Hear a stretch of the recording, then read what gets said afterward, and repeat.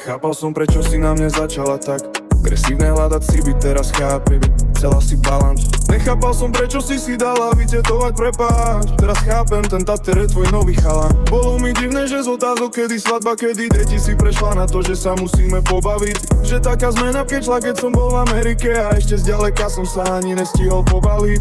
Bol som v tom, že ti bolo iba ľúdko, že si na chvíľu nemohla cítiť na života.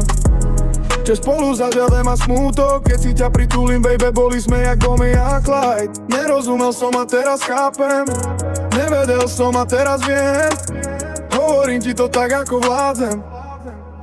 Roztrhala si aj to posledné, čo som mal. Spálila dobre a zbúrala chrám. Potom sa pýtaš, ako sa mám, tak odpovedám, ako vládzem. Roztrhala si aj to posledné, čo som mal. Spálila dobre a zbúrala chrám. Potom sa pýtaš, ako sa mám, tak odpovedám, ako vládzem. Odlietal som od osoby, ktorá vravela, že miluje. Pamätám, jak si mi hovorila, čo to znamená. Keď som sa vrátil, vraj si necítila nič. To mi podlomilo kolena. Prečo si nepriznala, že to nemá význam? Prečo si mi vravela, že ti tak veľmi chýbam? Hľadal som odpoveď na vyriešený príklad. Ty si hľadala chlapcov na storky ako výklad. Pravda je taká, že som sklamaný zo seba, lebo som ti veril, aj keď ostatní vraveli never.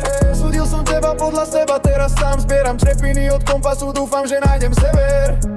Nerozumel som a teraz chápem, nevedel som a teraz viem. Hovorím ti to tak, ako vládzem.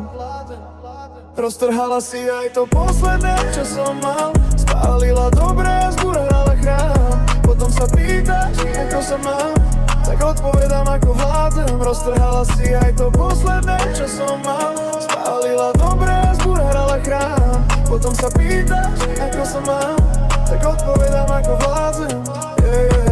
Medzi láskou a nenávisťou je len tenká čiara. Chcem, aby si vedela, že viem, že ma máš rada. A viem, že tiež vieš, že ťa mám stále rád.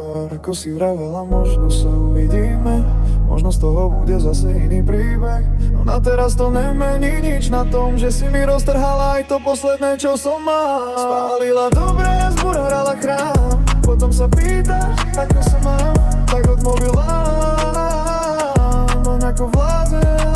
Roztrhala si aj to posledné, čo som mal. Spálila dobre a zbúrala chrám. Poďme sa pýtať, ako sa mám. Ja sa opýtam, ako sa mám. Všetko je tak, ako má byť. S touto myšlienkou sa dá žiť. A každá minca má dve strany a žiadna z nich už nechce rany.